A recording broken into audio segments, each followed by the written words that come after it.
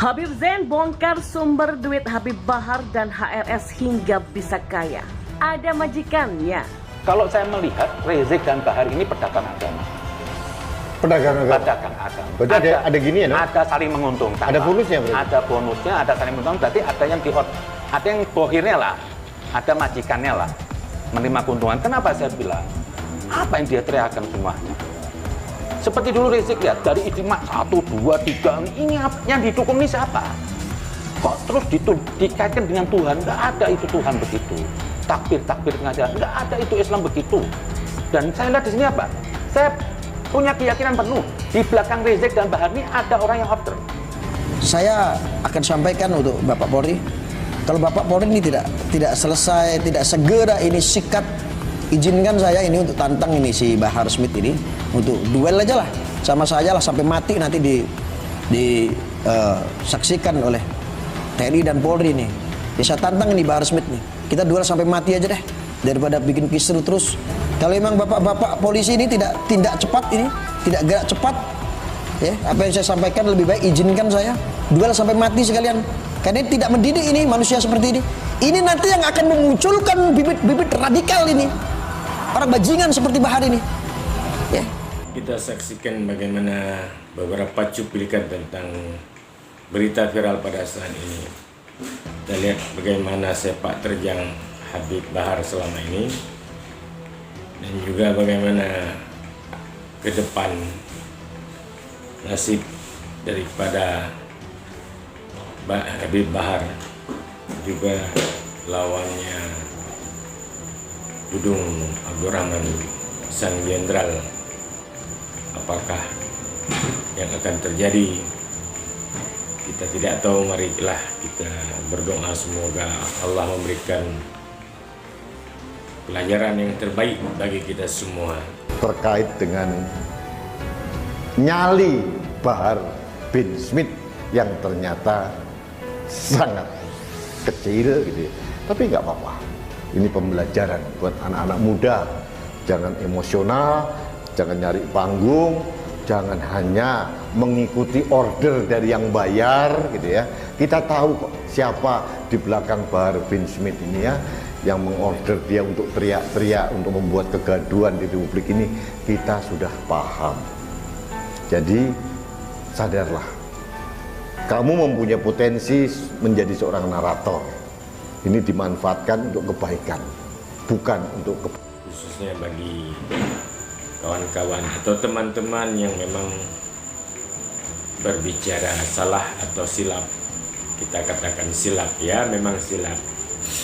Boleh dikatakan memang bukan ranah kita untuk berbicara. Kadang-kadang orang kurang berilmu, bicara bukan pada fungsinya, maka bisa terjadi kesalahan. Habib Zain As-Segaf mengungkapkan soal sumber aliran dana alias duit yang disebutnya diterima oleh Habib Bahar bin Smith dan Habib Rizik Syihab hingga bisa kaya raya. Pria yang akrab dikenal sebagai Habib Kribo ini menegaskan bahwa kekayaan Habib Bahar dan Habib Rizik tak lain dari berjualan dan menjadikan agama sebagai bisnis. Kendati demikian, mereka tidak bergerak sendiri. Tentunya ada sosok besar penyokong dana di belakang mereka yang biasa disebut sebagai majikan alias bohir. Kalau saya melihat, Rizik dan Bahar ini adalah pedagang agama. Ada saling menguntungkan lah, ada bonusnya. Berarti ada bohirnya lah ya. Ada majikannya sehingga bisa menerima keuntungan. Kata Habib Zain dalam bincang-bincang bersama Rudy S. Kamli yang dikutip dari Hops.id pada Kamis 23 Desember kemarin. Terlebih dugaan itu semakin menguat lantaran sikap keduanya yang terang-terangan mendukung suatu pihak, bahkan mengaitkannya dengan agama. Kenapa saya bilang apa yang diteriakkan semuanya? Seperti dulu Rizik lihat, dari Ijtima Ulama 1 dan seterusnya, ini yang didukung siapa terus dikaitkan dengan Tuhan. Apalagi pakai takbir-takbir, nggak ada itu Islam seperti itu. Mereka nantang-nantang dan berani karena apa? Dia merasa punya backup. Sampai mantan Jenderal Dudung ngatain Pak Jokowi itu berarti dia merasa ada yang backup dan melindungi, ujar Habib Zain. Dengan demikian, Habib Zain berkeyakinan bahwa kedua Habib kontroversial tersebut punya backingan yang punya kepentingan berselubung. Ya, dan saya lihat ini siapa? Saya punya keyakinan penuh di balik Rizik dan Bahar ini ada orang yang order, ada backing, ada duitnya, ujar Habib Zain. Provokasi Habib Bahar dan Habib Rizik semakin menjadi-jadi lantaran tak ada yang berani melawan hingga mereka punya keberanian untuk semakin berulah. Nah, kesalahannya kenapa orang-orang yang dengan pemikirannya benar ini nggak berani melawan? Akhirnya mereka merasa bahwa keberanian cuma milik mereka, kata Habib Zain. Ya, ada-ada saja memang cara-cara orang munafik menutupi rasa malu sudah jelas masuk bui karena kasus penganiayaan anak di bawah umur masih saja menggiring opini seolah-olah Habib Bahar bin Smith masuk penjara karena melakukan dakwah. Padahal banyak ustadz dan ustazah di luar sana yang menyuarakan kebencian terhadap pemerintah dan sesama rakyat masih bebas berkeliaran dan melakukan dakwah. Sebut saja Felix Kwetiau yang dengan tenangnya menyebarkan ajaran radikal ala HTI. Lalu ada Abdul Somad sang ahli tafsir seribu mimpi. Lalu ada Iren Handoyo yang selalu menjelekkan agama lamanya dengan fitnah-fitnah yang tidak berdasar. Dan masih banyak lagi yang bebas dakwah tanpa perlu takut masuk penjara. Bandingkan dengan pemuka agama lain seperti Saifuddin Ibrahim, sampai berani menjelek-jelekan agama lain tidak perlu waktu lama akan masuk bui. Bahkan ibu-ibu yang meminta suara toa dikecilkan saja gak perlu menunggu lama untuk wihara-wihara yang tidak ada hubungannya dengan ibu tersebut menjadi korban. Padahal aturan volume pengeras suara ini diterapkan juga di Arab Saudi. Jadi jangan merasa sebagai orang yang tertindas, padahal kaum Anda dengan bebasnya menyebarkan apa yang kalian mau di bumi pertiwi. Please, tahu malu sedikit ya kalau Anda masuk bui bukan karena dakwah tapi karena kasus penganiayaan. Dilansir dari detik.com, pengacara Habib Bahar mengatakan, musibah ini dianggap tidak akan mempengaruhi eksistensi beliau dalam berdakwah dan dalam perjuangan, kata dia. Musibah itu tidak pernah diduga-duga, datangnya tiba-tiba. Jika bin Smith masuk penjara karena menghajar anak di bawah umur, maka ini bukan musibah, tapi cari penyakit.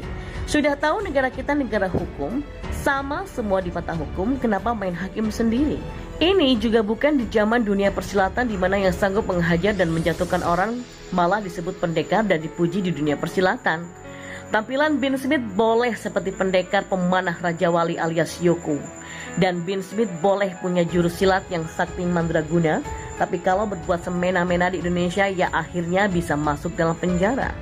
Dan lagi, sudah tahu ucapan itu adalah doa. Ini malah sok jago mau busuk di dalam penjara katanya.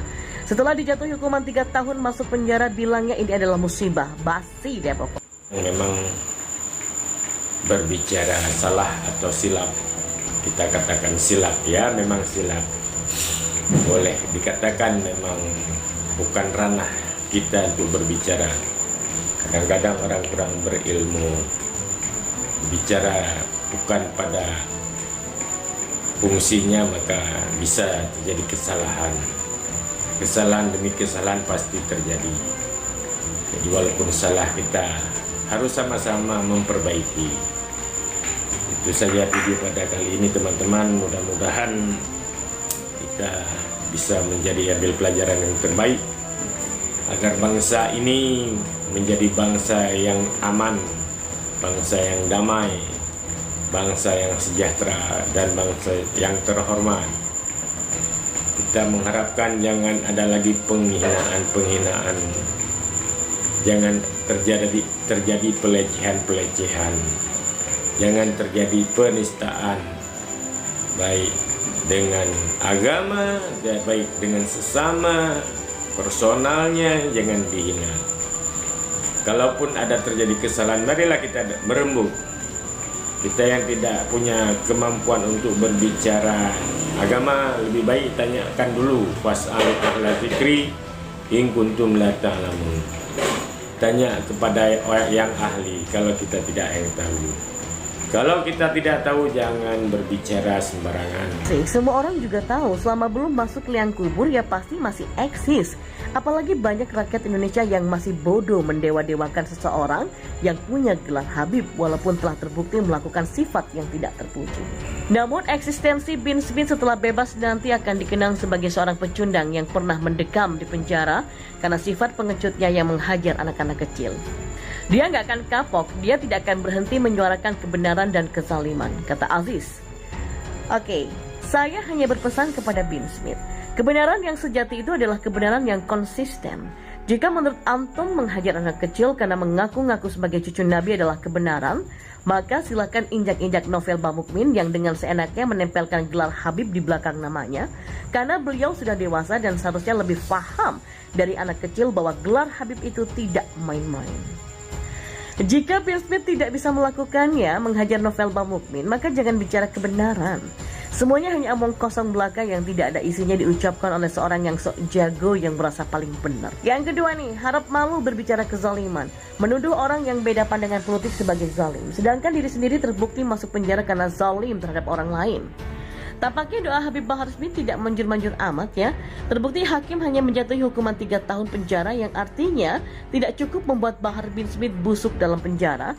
Kalau salah satu bagian tubuhnya yang busuk karena ulah penjahat-penjahat lain di dalam penjara sih, tampaknya 3 tahun cukup kala itu. Juga kadang-kadang waktu saya dengar, ini perlu saya ralat, kita harus mempelajari agama. Jangan ada kata-kata untuk apa belajar agama secara mendalam. Silakan, harus ada yang mendalam, harus ada yang belajar Al-Quran secara supaya lepas ke fardu ainnya. Silakan, tulubul ilma minal mahdi ilala, dituntut ilmu mulai dari lahir sampai ke liang lahat, ilmu agama, suruh menuntut. Dan ada juga kata-kata yang keliru, semua agama itu sama. Agama sama karena agama ini mengajar kepada kita kebaikan. Agama tidak sama. Kristen, Hindu, Buddha, Konghucu, bermacam-macam agama yang ada di Indonesia ataupun di dunia ini tidak sama. Tetap agama yang tertinggi, al-Islamu, agama Islam tinggi. Inna dina indallahil Islam. Agama yang paling tinggi agama Islam. Agama yang diakui Rasul, yang diakui Allah adalah agama Islam. Jadi jangan disamakan berkenaan dengan masalah agama. Agama tidak sama. Kalau orang Kristen, Kristen lah yang benar, silakan menurut orang Kristen. Orang Hindu demikian juga, agama kami paling benar, silakan. Orang Islam, inna dina indallah al-Islam. Agama yang diterima di sisi Allah, agama Islam. Jadi jangan samaratakan agama.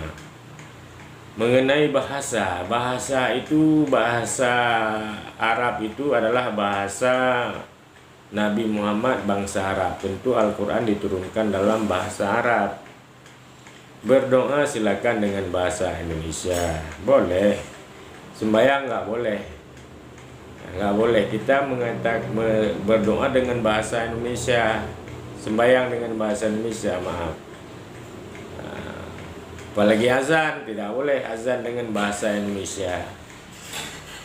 Ya, kalau silakan kita berbeda-beda, tetapi jangan ada perpecahan di antara kita sesama masyarakat Indonesia.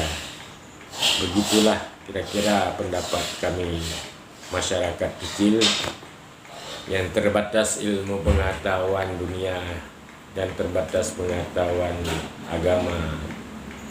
Mudah-mudahan bermanfaat.